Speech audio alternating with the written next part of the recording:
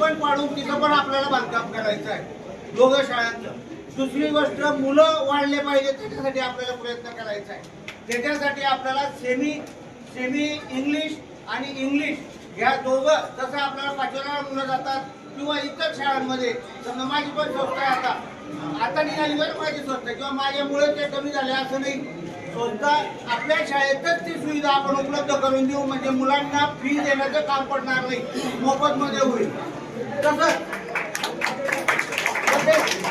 11वीला जे आपण येत होतो देणगी यांनी आपण ज्या वेळेला 6,000 2,000 3,000 काही दिलं तर काही दिलं अशी घेत होतो. यांनी सांगितलं होतं की आम्ही पैसे देणार नाही 11वी-12वीच्या मुलांना. यांनी 25,000 रुपये मागितले लोकांकडे. त्यांना 96% मार्क मिळालेले होते. प्रवीण रामेश्वर तेली यांच्या मुलीला 96% CBSE मध्ये होते. त्यांच्याकडे यांनी 25,000ची मागणी केली. त्यामुळे ती हुशार विद्यार्थी दुसऱ्या शाळेमध्ये तिला ऍडमिशन घ्यावी लागली. असं यांनी पुष्कळ लोकांकडून 10,000 10,000 11,000 असे घेतलेले होते. आपण एकही पैसा यापुढे 11वीच्या मुलांकडून देणार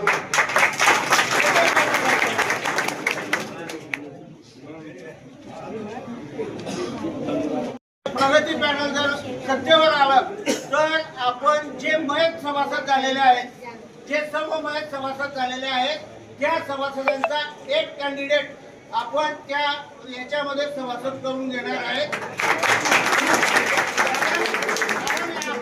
आपली संस्था आता 395 सभासद आहे. 395 सभासद आहे. 395 पेक्षा आणखी पुढच्या याच्यात 50-60 कमी होतील. मग आपलं हे व्हायला नको. त्याच्यासाठी आपल्याला नवीन सभासद करणं गरजेचं आहे. दुसरं नवीन सभासद करणं गरजेचं आहे.